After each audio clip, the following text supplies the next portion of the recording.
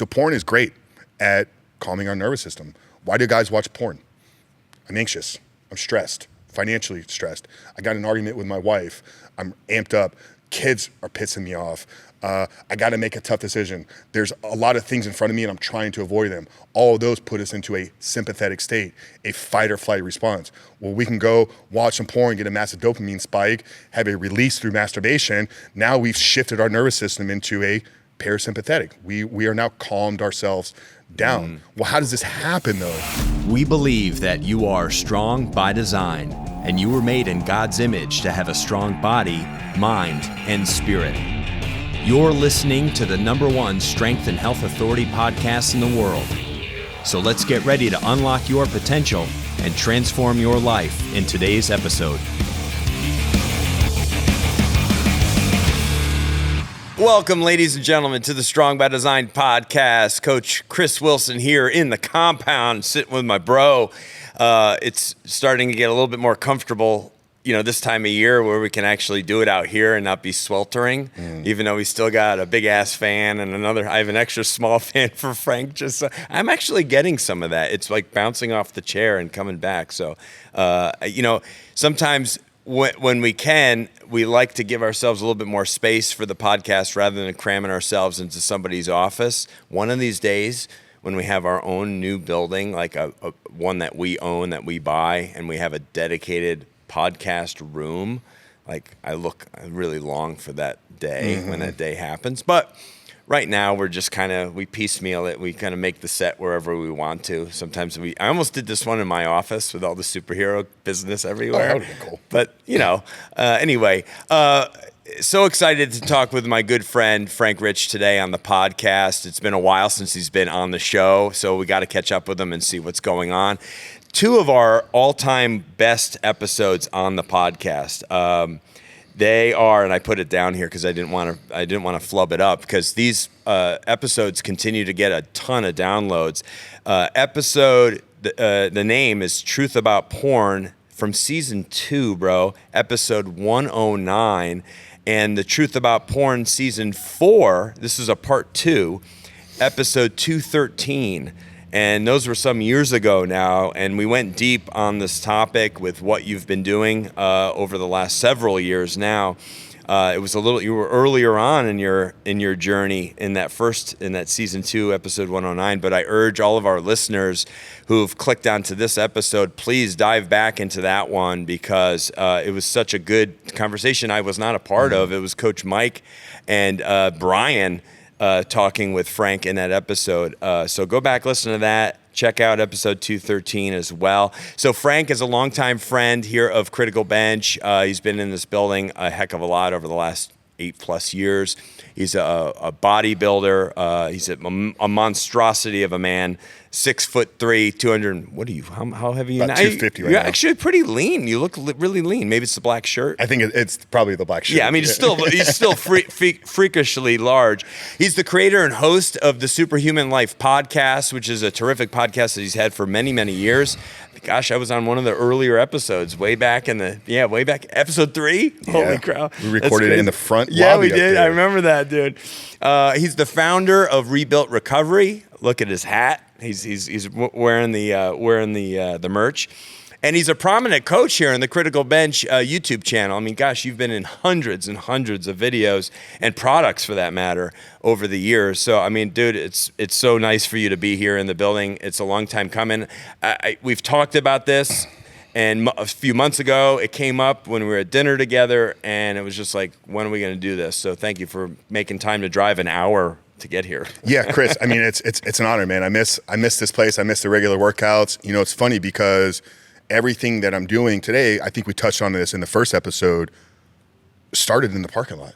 I know. Yeah, with Zach, right? That conversation with Zach happened in the parking lot after one of our Thursday workouts, February 14th, 2019. So it's just so real. And I mean, every time I get to come back here, and I mean, the relationship with you and Mike and the team over the years has been just amazing for me and my journey into my faith, and just the personal side that we've done some amazing things together over the years. So yeah, it's a real honor to be here. Yeah. Actually, it's my 4th time on the podcast You're because right. we recorded My bad. a muscle Early building one. episode. That's exactly right. Early on. Like way back. Well, that Probably was, one of the first 30, 40 episodes that you guys had. Episode like 15 maybe? Yeah. Or 10? Yeah, the truth was a progressive overload. It's exactly right. It was all muscle building content. Yeah, that's right, dude. It was before your journey started. The journey that you're on now is before that even started. So yeah, it's funny, the evolution of us as individuals. We're all constantly changing. I spoke the other day. You know who David Pollack is? He was a longtime guy, dark hair, good-looking guy on ESPN on College Game Day. Okay. Had him on the show to help promote his new Brave book. So he did a children's book with Brave. No kidding. And he's just a great dude. He's such a good guy.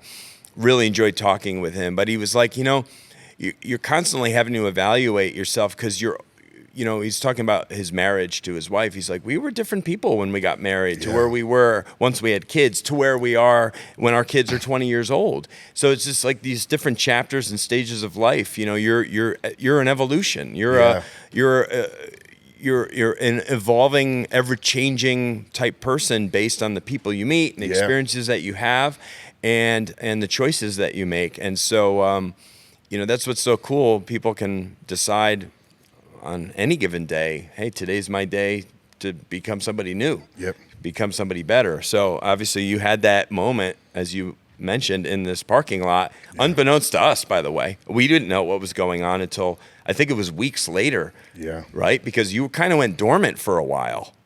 I remember, dude, it was weird, right? Because we were at Dan Long's Easter, and I didn't even recognize you, bro. I seriously. And this is a guy I've spent, at that point, workouts together, filming together, a lot of time going out to steak dinners, like hanging out, doing stuff. We were at a big function at a friend's house, and you had dropped a ton of weight and grew this big, beefy beard, and you were kind of like, you were probably trying to see, like, I wonder if he'll recognize me or notice me. And eventually, like, you came over and you're like, hey, buddy. And I was like, what in the hell? I wouldn't have known it was you. And you went through this total transformation. You kind of like just stripped your former self at that point. Yeah, I didn't understand what I was doing at the time. I was just following what God was placing on my heart, and it was a lot of fasting. I was forced out of the gym by a broken hand. I remember that happened a couple days after the conversation in the parking lot with Zach. But looking back now, I understand I was letting go of all the parts of me that needed to be let go. Rebuilt recovery. We walk guys through an identity transformation, and we actually have a part inside of our curriculum now that is, it's a metaphorical and kind of spiritual death of the old self. And we take all these parts of our past self, and we have the guys write it down on a piece of paper. And then watch the paper burn, and you're supposed to see these parts of you that are holding on to some of these limiting beliefs, maybe the part of you that is holding on to that addiction, maybe the part of you that is holding on to a limiting mindset, maybe holding on to mediocrity. You're supposed to watch it go. And for me, the stripping of the weight, I think, was letting go of what I had built as a shield to protect the world from the kid that was inside of me that never faced a lot of that pain inside of me. I said, I can just become big and strong and nobody will ever know what I'm wrestling with inside. Exactly, and I masked that through pornography. Obviously, I masked it through drugs and alcohol. So letting that part of me go taught me how to love myself for just who I was. Now I love being big, and that's why I put all the size back on. But yeah, it was an incredible journey that at the time, like I said, I didn't really understand what God was doing in me, but it's been so transformative for me. Yeah, I recently talked with another former guest and host of our podcast, Joe Miller, who's just amazing, spirited young woman. Well, yes, everyone's young to me anymore, it seems like. But she's her story is absolutely phenomenal.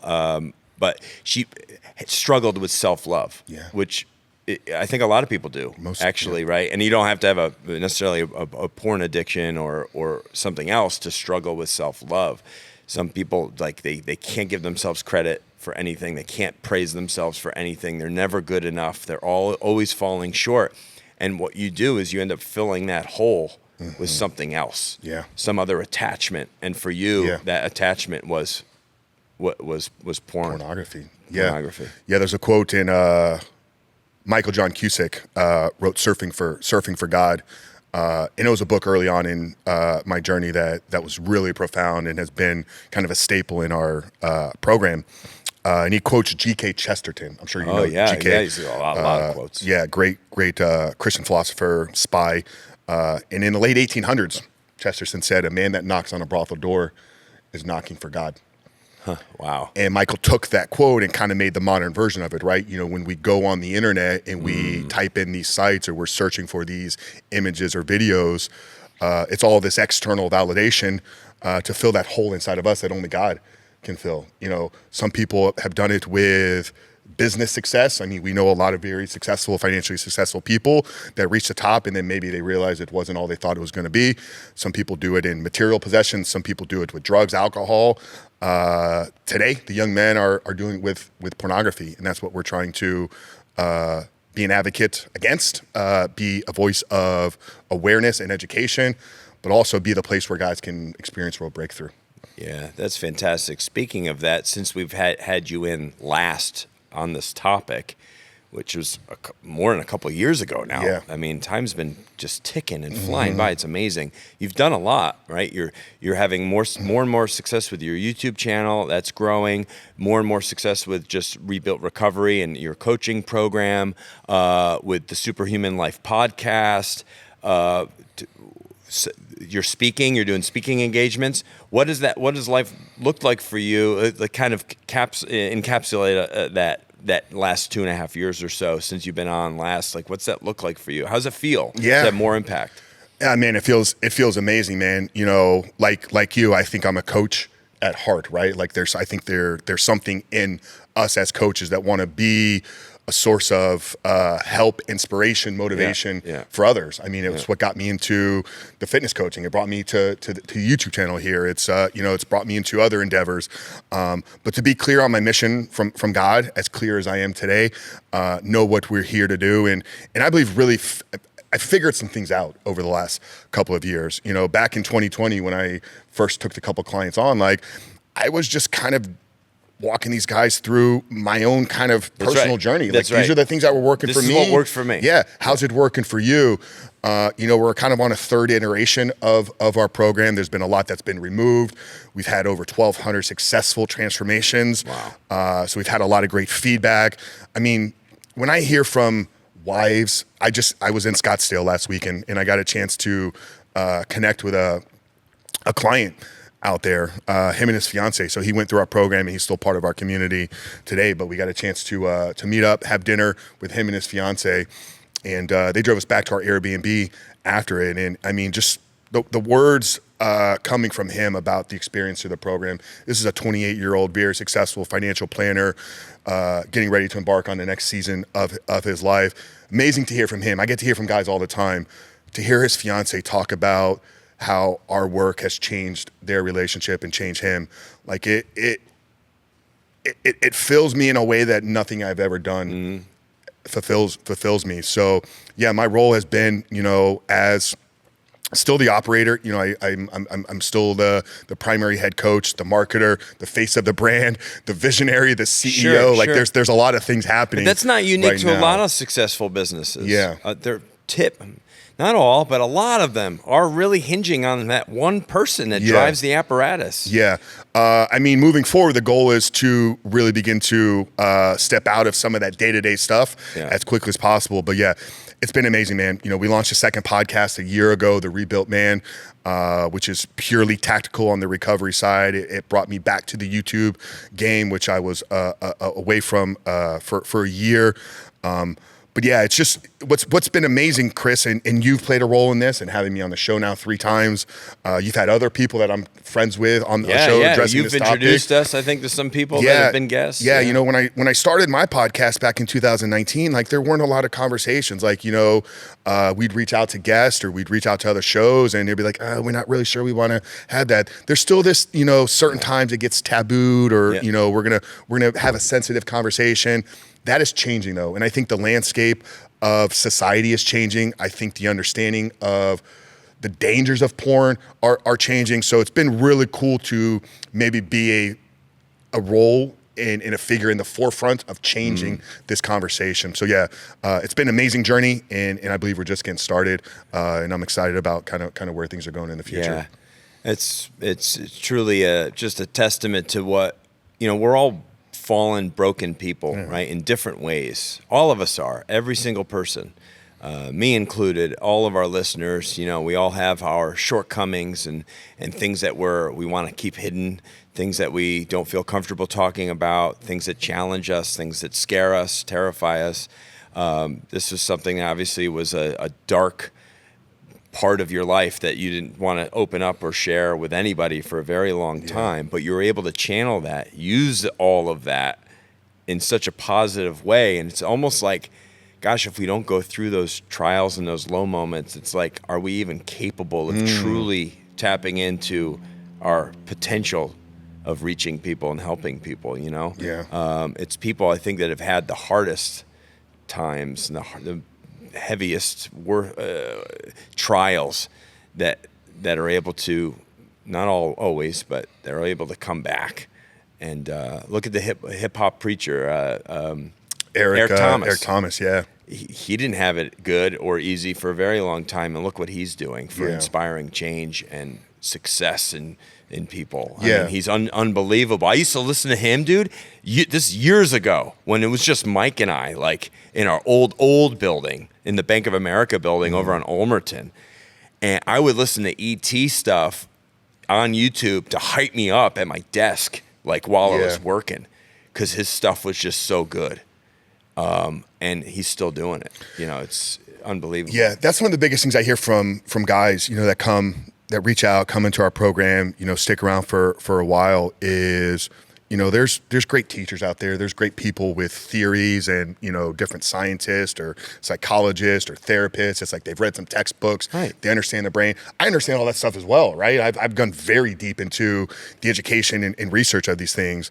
But they're like, Frank, we resonate with your journey. We resonate. We see me and you, like maybe the younger version, right? And I think that there's something to that. You know, you can be a great theory teacher. You can understand all of it, but if you haven't been in the trenches, you know, you work with kids. You know, you coach youth sports. Like you're a better coach to them because you played sports as a youth. Yeah. You know what it's like as a kid trying to figure these things out, so you can relate to them. It's the same in the coaching space, man. Like, you know, I can resonate with a guy that is crushing it financially and feels like he's on top of the world, but when he goes home at night, he feels empty. I could resonate with a person that wants to create something in this world, but this thing is holding them back because that's who I was for a very, very long time. So yeah, I definitely think there's something to having gone down the journey myself. Oh, I mean, and I was just so, you know, it's inspiring to hear someone else open up about something they're so ashamed of as a part of their life, you know, but you can take that kind of shameful period and be a blessing, absolute blessing in someone else's life. Like the example of that couple that you visited with out in Scottsdale. Like you completely, I mean, if your business saved that marriage, it's all worth it. Like all this work, but you said you have 1,200 people recovered who've been part of your programming over the years now, which is unbelievable. The ripple effects. You've made them better people. Now they're better people in their marriages, for their kids, in all their relationships at work. Yeah. Like you end up impacting a lot more than 1,200 people. And so that's pretty freaking awesome. We did a documentary style. Steven worked with us to shoot it with Hillsborough County Sheriff. He's attends Grace Family Church, lives up in Lutz. Spent the afternoon at his house with his family. His wife is in the film. Got a chance to meet his kids. To think about the legacy impact that will come out of this guy making the choice and decision that he was ready to change. We have pro athletes on our roster, guys that have massive public reach. We have very successful business owners that are running teams of 50 to 100. These people are impacting hundreds of people every single day. And by them getting control of this thing, by them leveling up, by them becoming the men that God has called them to be, the world becomes a better place. Sathya says it. You know Sathya. Yeah. Change the man, change the world. He was episode 300, I think, for us. He got the special. Yeah, he got the special 300. Yeah, I love the quote, man. Change the man, change the world. And we're doing the same thing. We've both carved out our kind of individual niches, but it's true, man. We're seeing what's happening, I think, kind of in the country here just over the last week or so, with putting the right people in power, with the right intentions, with the right visions. I see the work that we're doing is right in line with all of that. It's awesome. Yeah. It's cool. It's so fun to think back to all these conversations as you build steam and momentum with your platform, like your podcast. You have a second podcast now, right? Yeah. And you start thinking back, you're like, gosh, man, it's a lot of good stuff out there floating around. And, that who knows, a conversation I had 4 years ago is changing someone's life right now. That's pretty freaking awesome. I have over 1,200 videos on YouTube. I mean, nowhere near what you guys did, but no, we're just, so if I could press delete on half of our old stuff, you know what I'm saying? Yeah. Just because the old stuff starts to look old. I know. And I mean, but it also kind of shows the evolution. But then, then you'll get the comment that pops up on the video from 3.5 years ago. Yeah, I know. Right. And it's like, you read the comment and it's a young man, or it's a father that we were talking about parenting, or it's a wife, we were talking about relationships. Yeah. I've thought about that too. I thought about I could delete half of these because they're garbage. They got a couple hundred views, right? Yeah. But it only takes one. That's it. It only takes one view. So yeah, I think you still have the #1 video on our compound channel. Remember that dumbbell video that you did? It was like top 13 dumbbell exercise or whatever. Yeah. And organically, that thing just went AWOL. And then I think we also put a little bit of money on it because we're like, let's really blow it up. And several million views on that thing or something. It's fun. It's fun to see some of that stuff. Because it does benefit people. Regardless of what we think about it, once it's been. Well, it's funny because that video is not one I was like excited to shoot. No, it was like beginner very exercise. matter of fact in it. You know what I mean? I was like, that was right in my prime of like muscle building. Let's talk about the advanced techniques. Yeah. And you guys are like, no, we're going to shoot this beginner video with like 5-pound dumbbells. And I'm like, really? Yeah, you got this big 200. Like at the time, you were probably even bigger, right? Like 275, just total meathead with your towel. Just you got the whole look. You were like perfectly matching. You had the black, white, red combo. I had a thing spray going tan on. for that one too. Yeah, you did. I got all. You were all jacked up with like 10-pound dumbbells, showing beginner. Like, here's how you do a row. And it blew up. Now, some stuff that we didn't cover in those first few episodes, Truth About Porn, was that the role that your gut plays in this whole thing, and how your gut health is connected to the way your brain functions. Can you talk a little, and obviously it's all about nutrition. What are we putting in our body? Our gut responds to what we're eating, what we're drinking, how much sleep we get, how much exercise all these things kind of come together. Can you talk a little bit about that? Because you've probably done quite a bit of learning and reading and growth in that area over the last few years. Since you were last year. No, yeah, absolutely. I had Dr. Stephen Gundry on the podcast about a year ago, right after the release of his book, Gut Check. And we were in this exact conversation about the role that gut plays in addiction. He was telling me, as a nutritionist, the amount of addiction clients that he works with, because they come to him, because they find his work. And he had a great line, right? Hippocrates said it 2,500 years ago, all disease begins within the gut. Now, I don't believe addiction is a disease, but I think there's a lot of truth in that statement from 2,500 years ago. All our ailments, all our illness, all our diseases begin within the gut. You know, you mentioned in 2019 where you saw me on February, and it was about Easter time, was the next time you saw me. It was a 2.5 month kind of gap 60 60-pound weight loss? Yeah, it was about 40 at that time. I think okay. total was about 60 when I was done and completed. What led me and contributed to that was a lot of fasting, eating one meal a day, in the carnivore diet. Right. And like I said, I didn't understand how it was changing me. I mean, I was experiencing incredible change, both physically, mentally, emotionally, spiritually at the time. But the carnivore diet is a great tool for anybody that is struggling with a leaky gut. It will literally change the inner gut lining in about a 7 to 14 day window. It will restore your entire gut microbiome. So like I said, at the time, I didn't understand the role it was playing in how I was beginning to think differently and how I was beginning to kind of live differently. But as I kind of looked back and done the research and spoken with the experts, we realized like all of your thoughts, all of your brain's ability to produce healthy neurotransmitters starts within the gut. You know, I think the saying for a long time was the gut is the second brain. And I think more and more experts are pointing to it as actually the first brain. Like your ability to think clearly, to operate efficiently, to feel good, produce healthy, feel good neurotransmitters, dopamine, oxytocin, serotonin, all that starts with a healthy gut. If your gut is not healthy, it's going to affect the way your brain works. I mean, I gave an example a couple of weeks ago, right? You have a night of drinking, you wake up with a headache. Well, you didn't pour alcohol into your brain, it went into your mouth and then into your gut.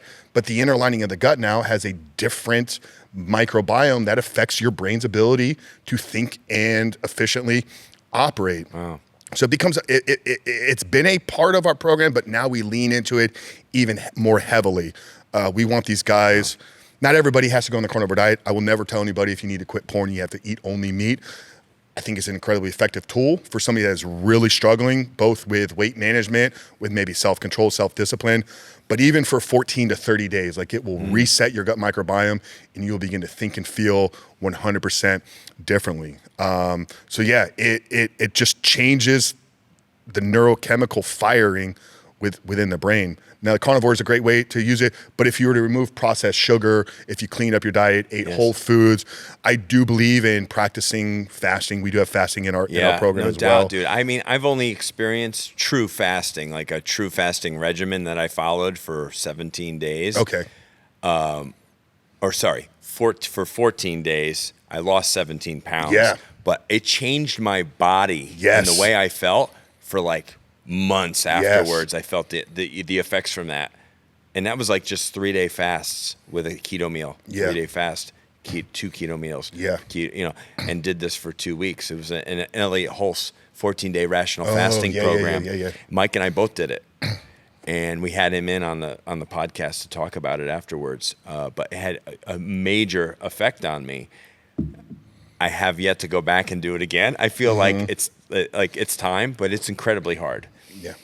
I think intermittent fasting is obviously a good start to just going right to 3 days. Because I think for some people that's like, I remember my wife tried and she didn't even, I think maybe she made it 24 hours and she was just like, she was almost had a breakdown. She was like, I'm like, honey, just eat then. Yeah. Like, don't ruin your life over just trying to make this happen. Yeah. It was very hard for me. Very hard. I remember like not crying, but whining to Mike on day one.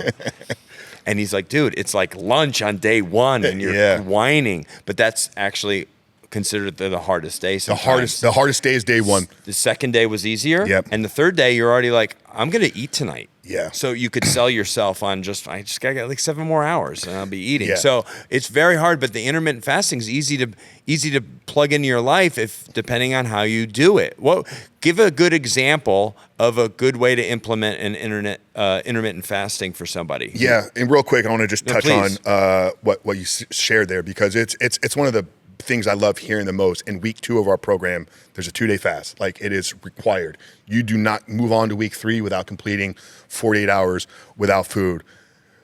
It's the biggest fear the guys have of anything else in the program. Like they're not scared to ask the difficult questions. They'll come up on the group calls. They'll talk about their guilt, their shame. They'll open up to the brothers in the community. They're all afraid of this fast though, which I was when I first started. I know. But by the end of it, you learn a lot of things. You learn so much when you deny yourself of food for 2 days. And I think one of them is how strong you mentally are and how capable you are. Learning to say no, learning to deny yourself, learning to say, there's something inside of me that tells me I want to eat, but my mind is stronger than that thing and I can resist it and it will go away. So it is amazing. For somebody that's looking to integrate or implement intermittent fasting into their life, I would say eliminate sugar as much as you possibly can.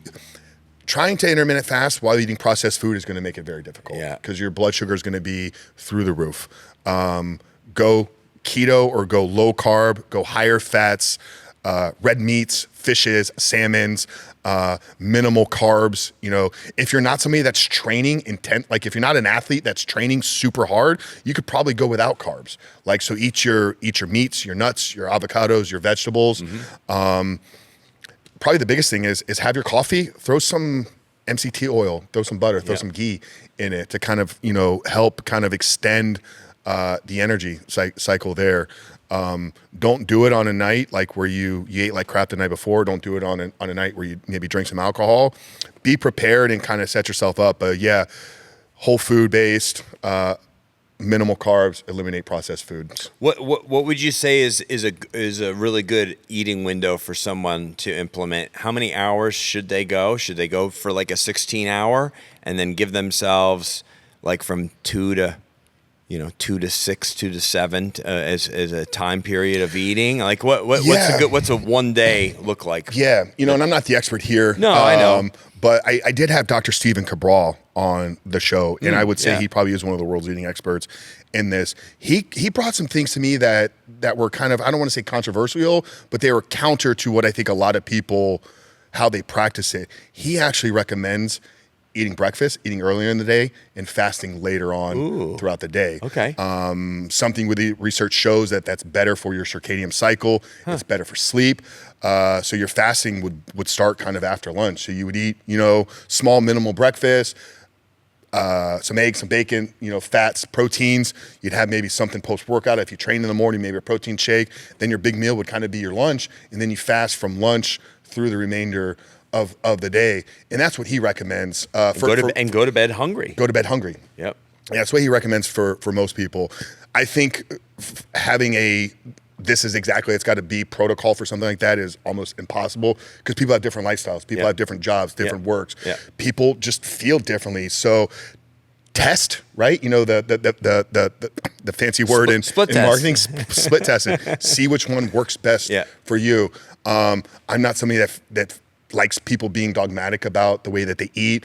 It all works. So you got to find out what's best for you. So test different things, try the morning eating with the afternoon fasting, try the morning fasting. For me, that's when I fast, I'm better fasting in the morning because I don't know why I feel like food kind of slows me down mentally. So like my work is heavily loaded creatively in the morning.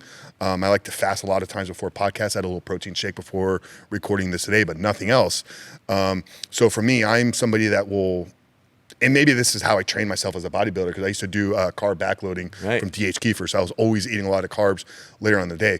But you got to know what works best for you. Like if food slows you down and you're somebody that's got to be creatively on the go in the morning, then you're going to have to be somebody that maybe eats later on in the day. But test it. But according to Dr. Cabral, the optimal way for most people is to eat in the morning, fast in the afternoon. And nobody knows better than you all those years of bodybuilding, of trying different eating habits and seeing how am I responding physically to this? How am I responding mentally to this? How are my energy levels in the gym? If I eat at this time, how do I feel at this time when I like to train? All those things. Yeah. So a lot of experimentation, but it does look different for everybody. Success looks different for people.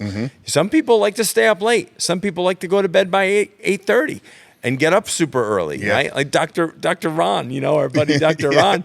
That guy, if you make dinner plans with him, he's like, okay, so can we eat by like 6? Because I'd like to be home and in bed by like 8. Yeah. So that I can get up at like 4. Yeah. And it's like, who are you? Like, you're an alien. But it works for him, and he likes it. And he feels in rhythm when he's waking up at 4 or 4:30 and doing devotional and prayer time and all that stuff. By 6:30, he's already gotten so much of his personal growth work done for the day, and he can just focus on all these other things. Yeah. And also, I think, depending on where you are in life, like, I can't eat the way that I ate 5 years ago. Right. Like, it wouldn't do anything for me. So I'm sure Ron has also gone through different phases of his life. I'm sure when he was building his businesses, like, you know, especially in the restaurants, like he was up late. Yeah, he was up late because he had to be, because that's what the work calls you to do. Exactly so, right. you know, we got to be fluid. We got to be open. We can't be stuck and dogmatic and just, it's got to be done this way. Like, we're all individuals, and I think things are going to work differently for people. So that being said, talking about the gut health and the impact on our brain, are we able to then see porn in a different light once we've optimized our gut? Is that kind of like the strategy there? Is like, if we can clean up our gut and kind of take care of our nutrition a little bit, manage that and be more disciplined there, we're just going to be able to make better decisions. Like, we're going to just be cognitively functioning at a higher level and see it for what it is, rather than, yeah, I mean, what can you say to that? Yeah, no, that's very well phrased, Chris. And I don't think that you're just seeing porn differently. You know, like, if you're in a depressive state because you have an unhealthy gut, you see the world through a poor lens. You see it through, you know, foggy, very foggy, pessimistic, glass half empty. Things are happening to me instead of for me. So I think cleaning up your gut, resetting your gut microbiome, being able to produce healthier neurotransmitters, getting a clear mind changes the lens at now which you see everything in the world through. The willpower piece is an interesting one. I had David Asprey on the show right after he wrote the book, Fast This Way. And he talked about willpower being nothing more than having the necessary energy to make the proper choices when faced with a difficult decision. So if you are tired, lethargic because your gut is unhealthy and you're drained and slow down, your willpower tank is going to be depleted just because you are operating lower than where you should be. So, you know, when you are feeling your best, like, dude, you got all the energy in the world. You're like, throw the shit at me. I can resist anything that's thrown my way. That's one piece of it with porn, right? Is you got to have the ability to resist and say no. There is a willpower component. It's not the only thing, but for sure, like, when you get healthier, you clean up your gut, you think differently, you see the world more efficiently. Not only do you see porn for what it really is, you also see it as it's the damaging thing to me. But yeah, you just have more cognizant ability to make better choices. Yeah, I see porn kind of like, porn for me is like the cereal aisle in the grocery store. That's porn. It's like all the crap that you know is just no good for you, but it looks so good from like the end. It's so colorful and lined up nice, and all these, you know, Life cereal and Frosted Flakes and Fruity Pebbles and all these things that you used to eat in college, you know? And you're like, ooh, exciting, you know? And satisfying in a way, right? I used to eat cereal as like dessert and for breakfast and middle of the day as a snack if I wanted, right? Because in college, you only can afford the cheap food, you know? So you can I would buy tuna, which was kind of like the, you know, that was my fine dining, was tuna fish, right?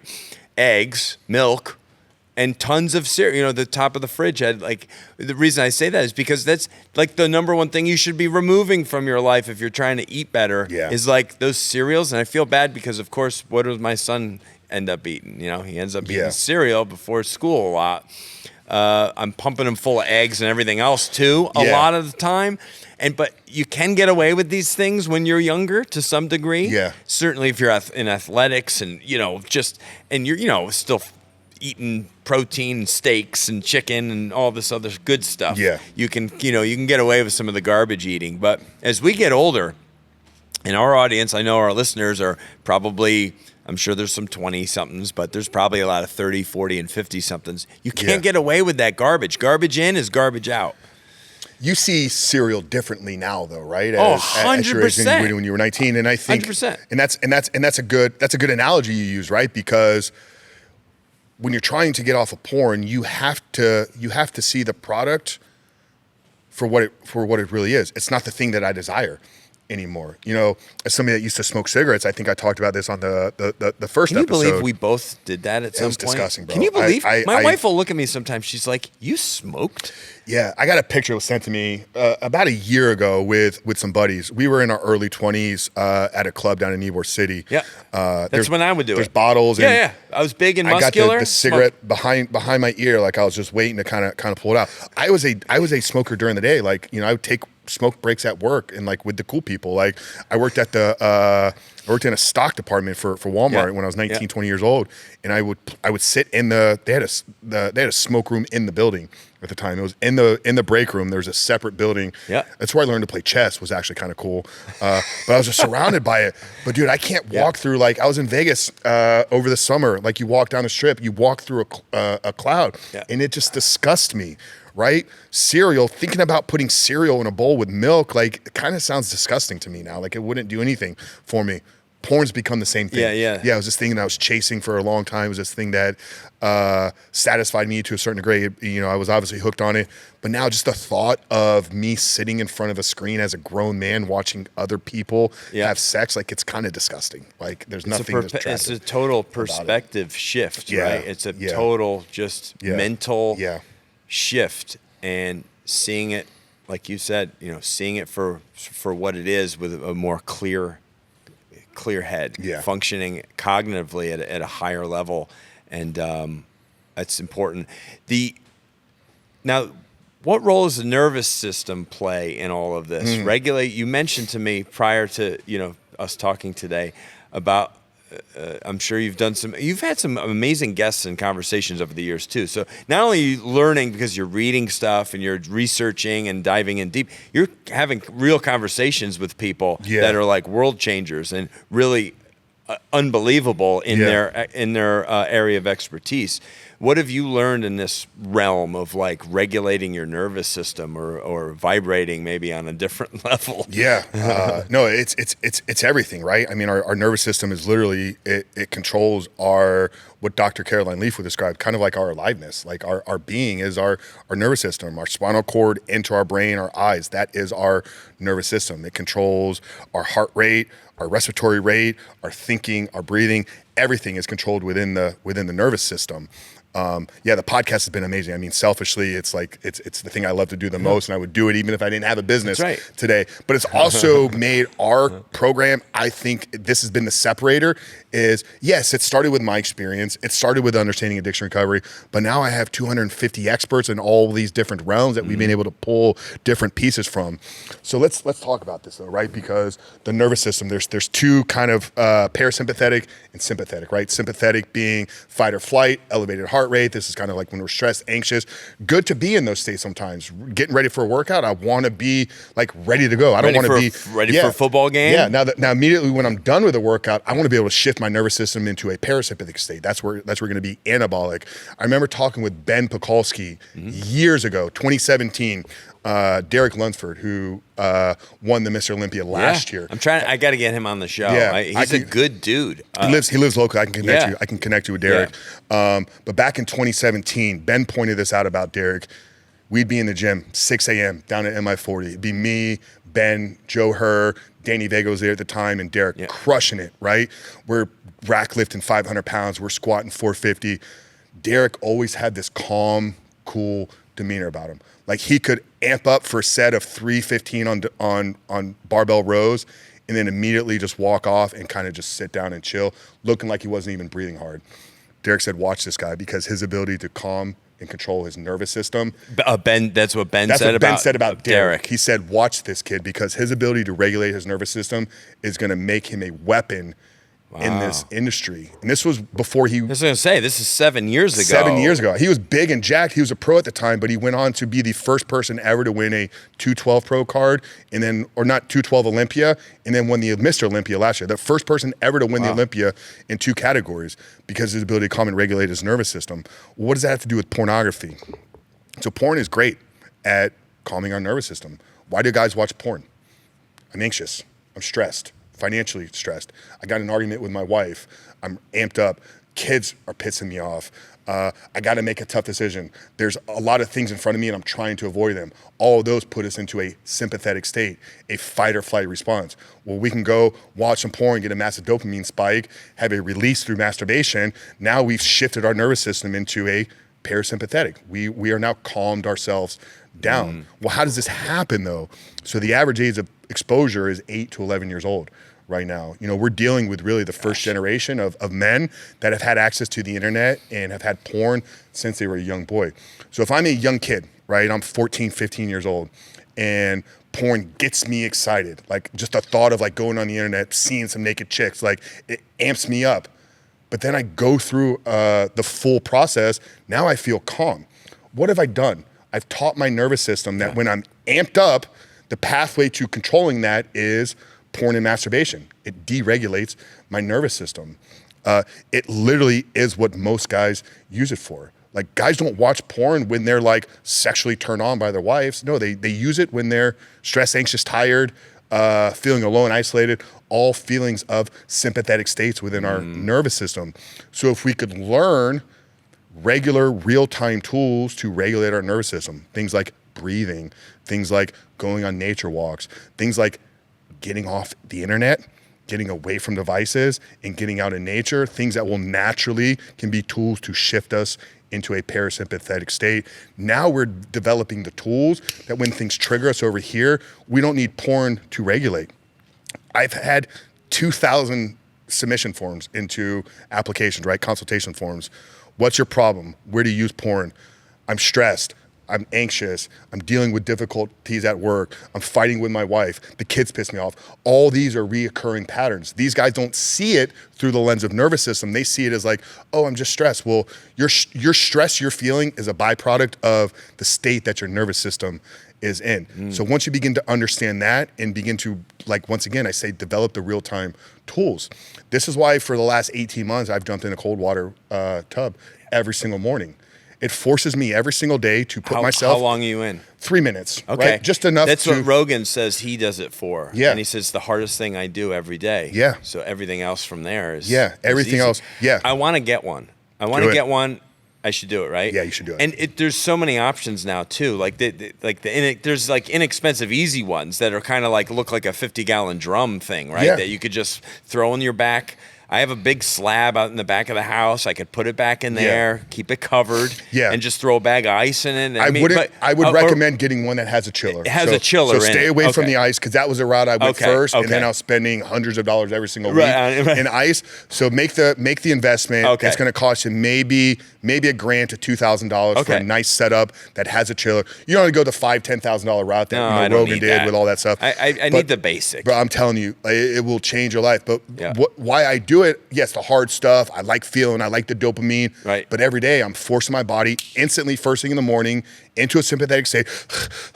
And then I got to calm myself down over those 3 minutes. I'm just learning how to regulate my nervous system. Now when things don't go well throughout my day, boom, I just know what to do. Like I know I can think internally, okay, breathe, and I can feel things shifting within me. Did you go right to 3 minutes in the beginning or no? I did, but I used to have the ice so it wouldn't get as cold. So mine gets down to 37 degrees now, which is super, super cold. So I probably, what I've heard from other people, is start a little higher. Yeah, start 46, 47. Yeah, anything below 50, you're going to get all the physiological benefits. And go for a minute. Yeah, start with a minute. And then start building up from there and try to get to 3 is probably a good goal. A part of our Scottsdale trip this past weekend, we did a Wim Hof seminar. So breathing for about 2 hours. They did all. he's crazy. Wim wasn't there. It was one of his. It was one of his instructors, but it was all his science, all that stuff. We did this radical 3-phase breathing experience, which people were having psychedelic type experiences. I mean, I had an out of body experience, but then we finished it with 2 minutes and 32 degrees. This was the coldest I've ever. 32 degrees. It was wicked. But I love it, bro. I hit one this morning before I drove over here. Good for you. Yeah, I got it. I really want. Part of me wants to do it so bad, just because I want to see my wife do it. Yeah, and I think she would do it, because beyond the the physiological, neurological, like all the benefits. There's also, and I think there's some science that backs this up, your capacity to burn deep brown fat, like organ fat, like stuff that you can't burn superficially like any other way. Yeah. You can start tapping into that with doing this on a regular, right? Well, you made a comment to me that I look lean. I'm like, I'm eating the worst I have in probably a really long time. Maybe it could be the black shirt. It could be, I haven't seen you in a few months. I don't know. That could be what it was. But yeah, definitely it incinerates that brown fat. I mean, your capacity to then do hard things, your capacity to control your nervous system through breathing. Like there's no negatives that come with it. Right now. Other than you're cold. But hey, you know what? You guys are from up north anyway, so. The only experience I have with this is, well, from when I was younger, and the temperature wasn't nearly that. The temperature was maybe 50 degrees, was jumping into the ocean up in Maine on vacation as a kid. And just that exhilaration of jumping off a dock in water that you had to swim through to then, get back, climb out of the dock, and how exhilarating that was and how fun it was. And we would do it multiple times, because when you're a kid, you're kind of a Looney Tune anyway.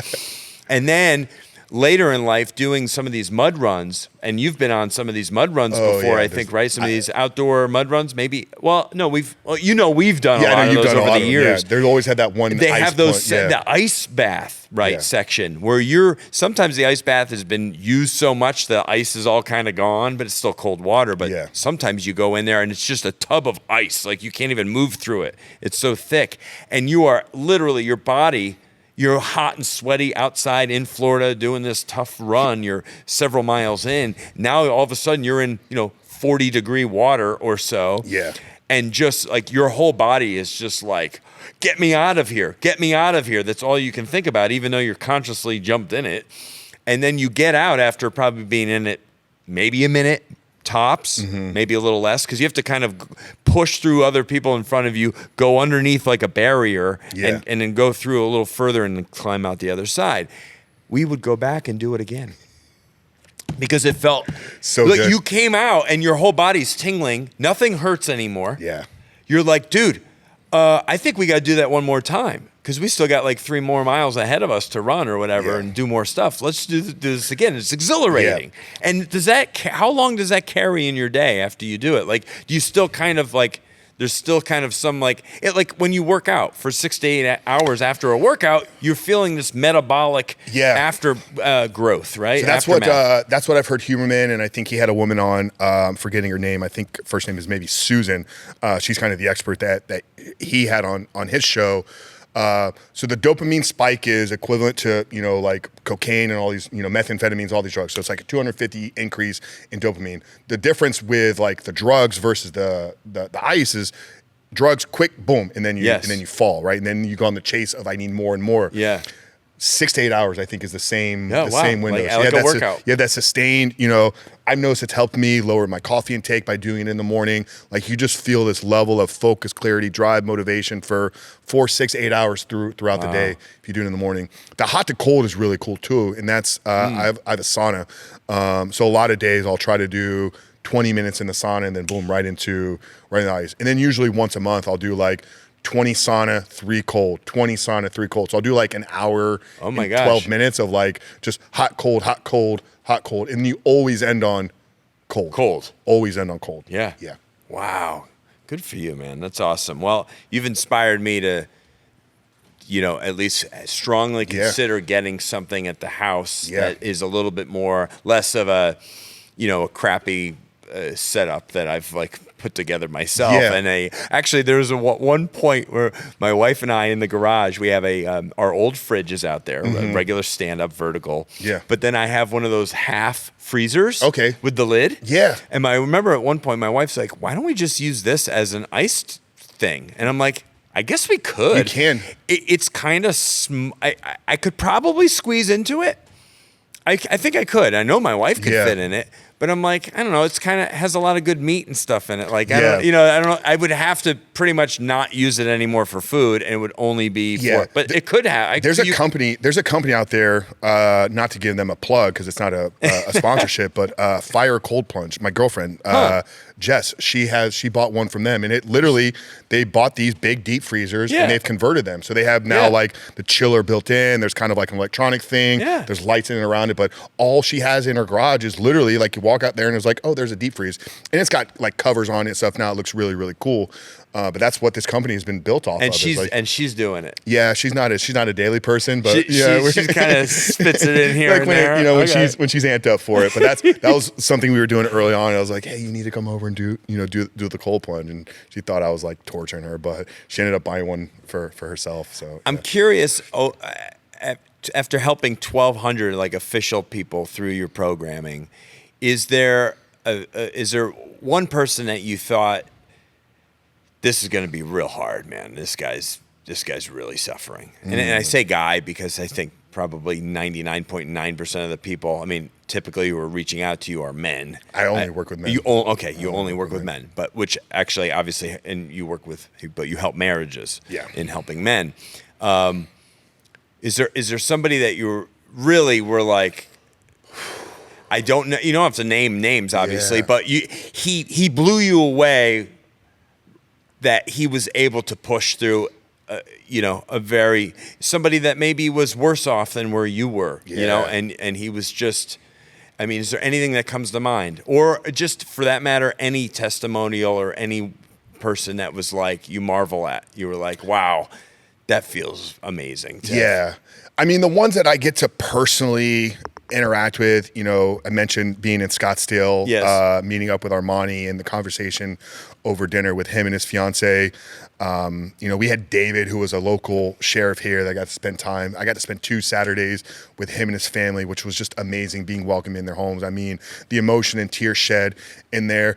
The one that shocked me the most, man, and I don't want to sound like I'm judging somebody, but I could tell early on that I think he was struggling with Asperger's or autism. Like he was on the spectrum, and I could just kind of get that feeling from him, like in our initial conversation. But he had told me that it had reached a point where like he stopped doing dishes. Like he had stacks and stacks and stacks of dirty dishes like coming out of his sink. Like he just kind of given up on like even taking care of himself. Like he wasn't shaving. Hygiene was disgusting. I was like, this guy's going to be really hard. I think we had to put him on a payment plan because the cost of the program was even a reach for him. But he surrendered to the curriculum. And when I say that, I mean, he did everything in exactly the way that I asked. Wow. I had these guys, we changed their lives. There's 5 daily habits, non-negotiables. He didn't miss a beat. He journaled every day. He did his morning gratitude every single day. He would take pages and pages and pages of notes for one written assignment. And by the end of it, like, I remember he did a video walkthrough. He's like, Frank, I've never felt comfortable showing the inside of my home to anybody, not even my family, because I was embarrassed at how I was living. Like, it was immaculate. Like, I mean, it was like you could eat food off of. How many days, how many weeks, months later is this? That was 4 months. 4 months. 4 months. So 120 days. 120 days. This guy, complete transformation. Yeah. He got a second job.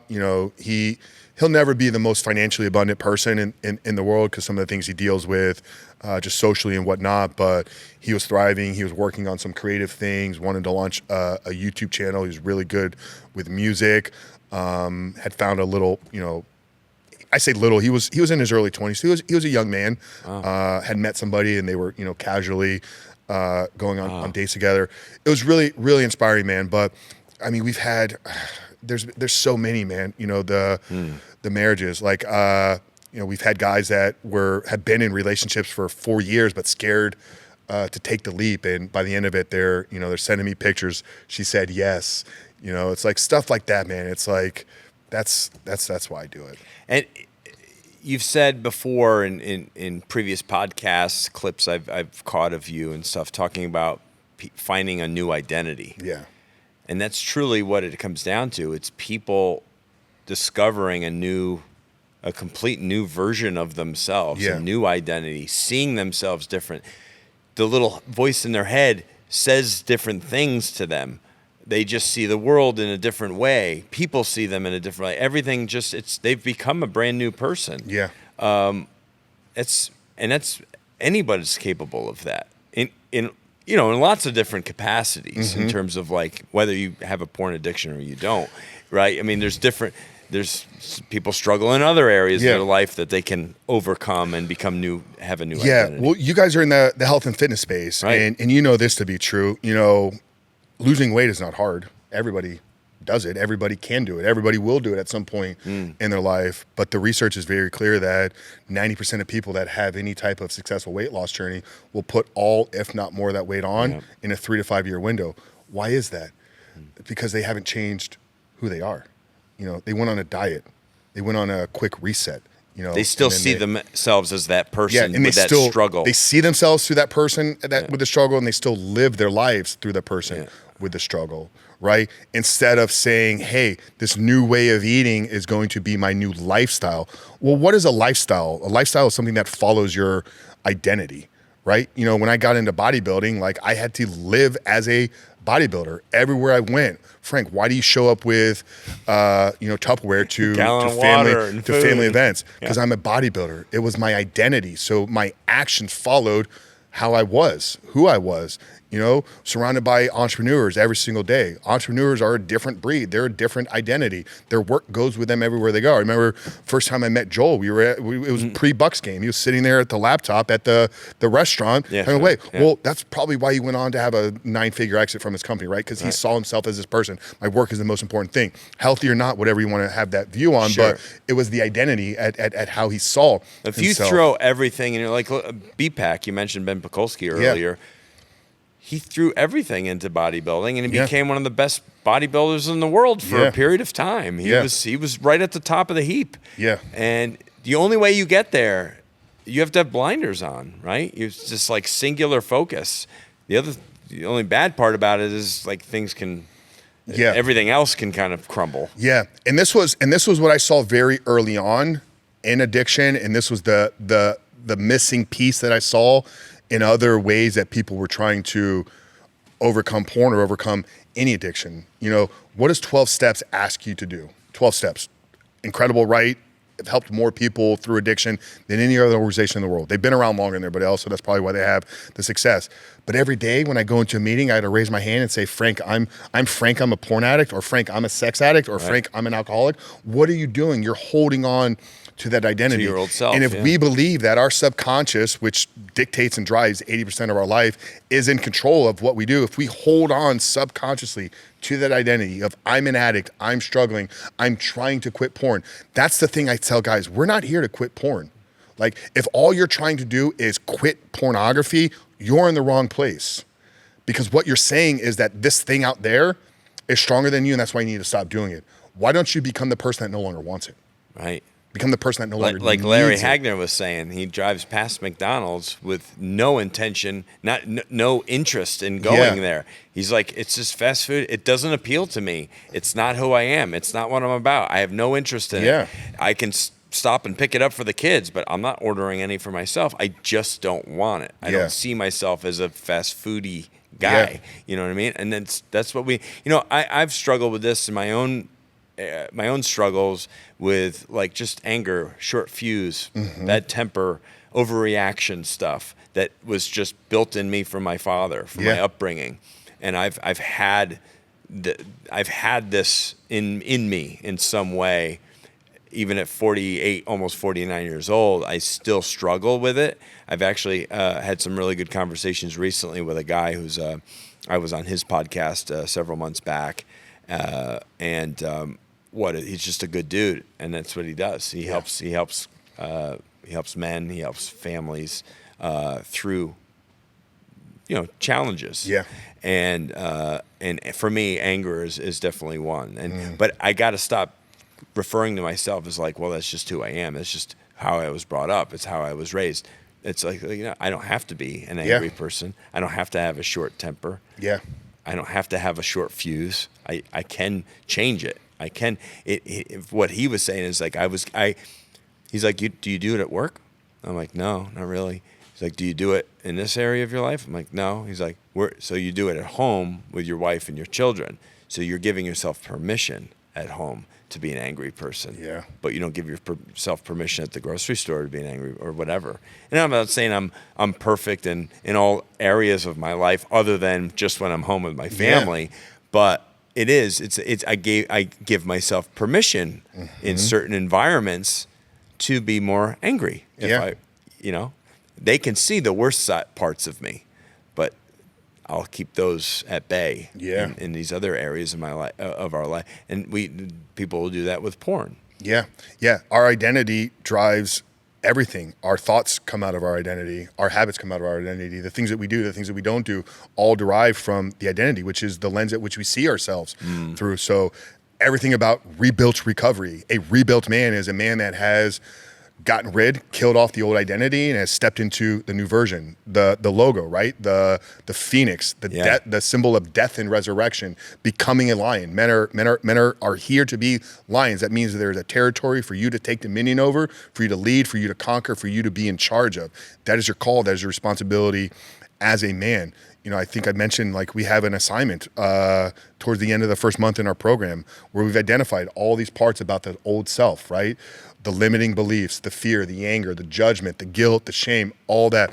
Put on a piece of paper, burn the paper, and watch the parts of you die. Yeah. And then create a new piece of paper with everything that is the new identity. Pruning. Yeah. Just a massive pruning, Yeah. And that's the deep work. That's the important work. And that's I believe that's been the work that separates us. Cause like I said, I saw the whole. I said, if you're going to be free, you cannot every day call yourself an addict. Is that why these other systems and these other, solutions prevent people from seeing results, from getting the change that they're after, is because they're coming up short in this one particular I think it's area? one of the biggest. I think it's one of the biggest ones. I mean, I haven't seen everything out there, Sure. But what I understand about our mind, our subconscious, and it's not to knock the origin, the originator of 12 Steps, but the interesting thing I just found out about Bill W. So Bill W. was a founder of AA. He got free from alcohol, but he ended up becoming a sex addict. Yeah, so he just transferred. He just transferred it to something else because every day he had to raise his hand and say, "I'm powerless to this thing." No, you're powerful. There's nothing in the world that you cannot conquer if you set your mind to it, if you put the plan, if you get yourself in the right environment, and you have the right belief system. With just a word, you could tweak their model. You could say, "I was a sex addict. Yeah. I was an alcoholic. I'm not anymore. Yeah. It's not who I am." Yeah. Right. I have a whole training where I deconstruct the 12 steps. Yeah. And 100 years ago, man, we didn't understand science. No, we didn't understand neuroplasticity. We didn't understand the mind. We didn't understand all the things that, I've been fortunate to have people bring to the podcast. Like, these aren't things that I've come up with. Like, this is through speaking with the most educated people in the world in all these different realms. What event in recent memory in the last couple of years that you've been asked to come speak at or been a part of has been rewarding for you? Is there one you'd like to highlight, or a couple? Anything in particular? Because I know you've done stuff locally at Grace Family Church. I know you've done some traveling. You've done a lot of podcasts. Is there any particular opportunity where you were like, wow, that was just, what an honor that was? Yeah. I mean, every single one of them, right? I mean, Right, sure. As somebody that, I don't know if I just love to hear my own voice or whatever it is, but I mean, I've always wanted to be a speaker. I mean, I was doing Toastmasters 7-8 years ago to kind of figure all this stuff out. Right. So every single one of them is special, whether it's, speaking to the youth here, speaking to parents on the dangers of social media, speaking to the men at Grace. Probably the one that I think, and maybe it's because it's the most recent, was the one I did just about a month ago.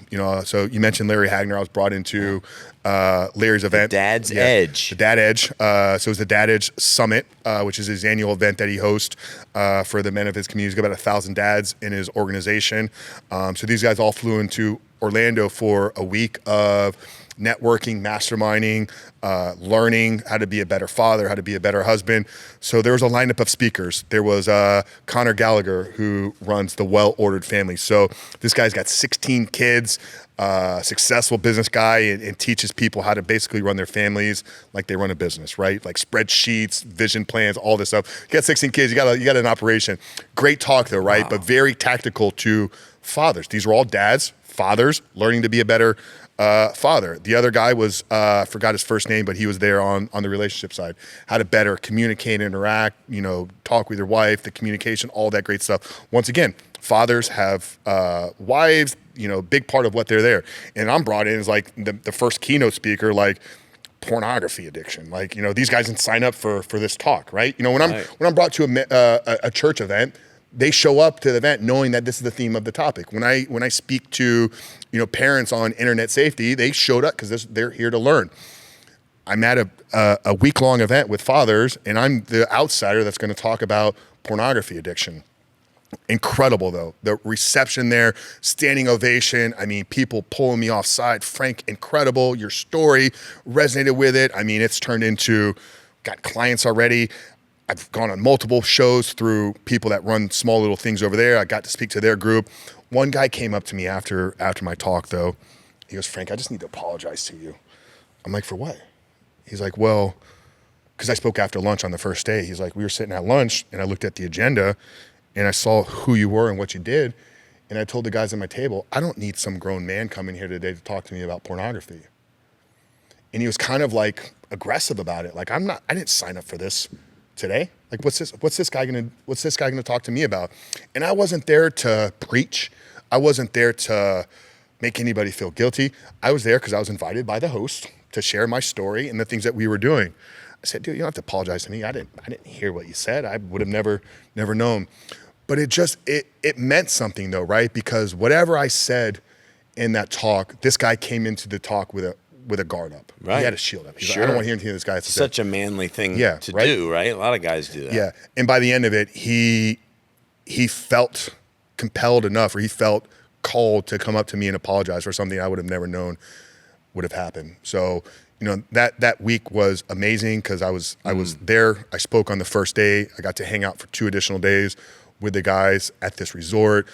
So just the conversations, and that's what's been amazing for me, man, is like I wear Rebuilt Recovery everywhere I go. So when, yes, I get to speak to events. I get to go on podcasts. People know me as Frank from Rebuilt Recovery, but I get to go a lot of other places where people, like, they're not there because of what I'm doing. So if I'm at a cigar lounge and, what do guys talk about? Hey, what do you do? What do you do? Boom, boom, boom. I run an organization that helps guys with pornography addiction. The reception and acceptance that I get from people just everywhere, no matter where I am, whether I'm at a sporting event, I'm at a cigar lounge, I'm at a restaurant, I'm at an event for something else, I'm at a family gathering, whatever it is. It's just been amazing. But yeah, you asked a question about the event. I think it was that one that just, it was not what I expected. I was nervous. I'm not gonna lie. I've spoken lots of different places, right? Like, I'm not afraid to speak. Like I said, I look forward to it. But this one had a little bit of fear because, like I said, it wasn't a recovery event. It wasn't a overcoming lust event. It was an event for high-performing men, business owners that were there to learn about being better dads. And here I show up as like the random guest. But yeah, that one was really special. Yeah. Wow, that sounds special. Sounds like something I would certainly love to have been part of.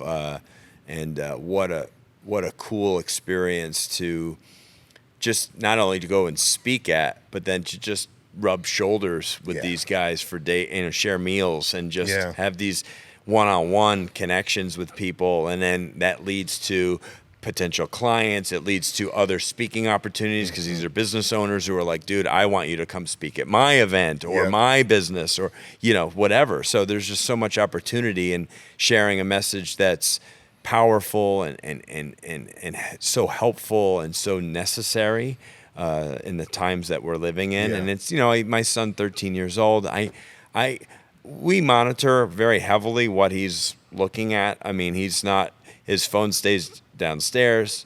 Very rarely is he upstairs with his phone. Not saying we're perfect. I'm sure he's come across some stuff that he probably knows I shouldn't be looking at this, but we're constantly, my wife goes in his phone and looks at, conversations and texts and, we're checking in regularly because Can you imagine that type of freedom at 13 when we were 13? I cannot. Freedom for us was somebody had a VHS tape that got passed around and had been watched hundreds and hundreds of times. That was freedom for us. Or a magazine we knew we shouldn't have that was, under our mattress or something. It's completely different now. And you're fighting against a very big machine. And so your work is, is so important. Every 13-year-old boy today basically has access within a span of 15 minutes to see more naked women than a king, sultan, world ruler would have done in his entire life.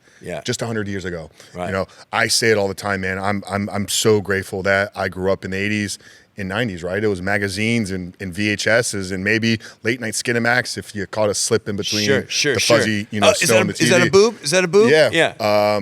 Had I been, growing up today, like with kind of and that's the thing is like our lives were a lot freer though too than kids' lives of today. So would we been able? Yeah, I mean, I rode my bike 10 miles to the rec center like on a Saturday. Like Mom said, be home before the lights get on, and like she trusted me. I didn't have to call her or check her. And so it was definitely a different world. But yeah, had I had the internet, had I had technology, dude, I doubt I'd be sitting here today. Like porn probably would have taken me it took me close to the pit of hell, but I might have ended up there. Yeah. Wow. Well, you gotta. Unfortunately, like I said earlier in the episode, sometimes that's where you have to go if you're going to really be able to affect change in others. Yeah. You kind of have to hit near bottom to be able to tap into that your potential to help. It makes me think of Chris McKenna. I think you introduced us to. Who's so good. I'm actually advertising part of my old episode with him from years ago, just to give. It's just such a good conversation with him, and he's such a solid dude. I'm like, I want that video to grow. I just want that video to reach more people because his message is so awesome. We're obviously Rebuild Recovery and Superhuman Life podcast. Where should our listeners go just to learn more about what you're doing? What's your handle? What are the other platforms? Yeah, Coach Frank Rich. On all the socials, everywhere, Instagram, YouTube, TikTok, Twitter. Not very active on Twitter or X these days. But yeah, you can find Coach Frank Rich. We have a school community now, so we have a free community. If there's guys out there that are looking to get engaged with some training, some resources, regular calls, or bringing some guest experts, and it's a growing community of men that are all looking to, get free and support each other in doing it. I think community is such a necessary part of this journey. That's school, SKOOL.com/the Rebuilt Man. And it's a free community. You can join us and get access to some of the best things we've created. Oh, that's terrific, man. Well, thanks again for coming in. And this, next edition of the Truth About Porn, it's like part 3, loosely. The next one will have to be in that in that new studio, in that new building. I'm telling you, dude. Well, it's just a matter of time. We know it's going to happen. We've kind of started to outgrow this building as our company has grown and our needs have changed, and so it'll be nice, but we don't want to force it either. We want the timing just to be when it's going to be and not just force it to happen. So this building, we've been in 8 years. I can't believe it. 8.5. No. Yeah, almost 8.5. Well, I started coming in here 2017. I know, dude. You started coming here the year after we got in. Yeah. And how many times we've been in here grunting and groaning and making videos, and just a lot of memories in this room. I mean, there's videos of me cussing you out. There's videos of me banging my head on the pull-up bar. Yes. And you going, dude, are you all right? Oh, bro, that was miserable. Gosh, we've had some laughs though out here, some great times. So I'm just grateful for you coming and all that you're doing, and it so matters. Yeah. So keep going, brother. I love you, brother. I love you too, man. Thank you, man. Listeners, another terrific episode with our dear friend Frank Rich, his 4th installment here on the Strong by Design podcast. We're so honored to have him. We hope you share this episode with somebody who needs to hear it. And I'm sure in your sphere of influence, there's somebody that you know that would benefit from all the things that Frank shared today. So please do that. Leave a rating or a review. We would really appreciate that. And we'll be back next Wednesday, as always, here on Strong by Design when a new episode drops. We love you. God bless you. Thank you so much for listening to the Strong by Design podcast. If you found value in today's episode, please subscribe so that more people can find out about our show. Plus, you don't want to miss any future episodes with the amazing guests and topics we have lined up for you.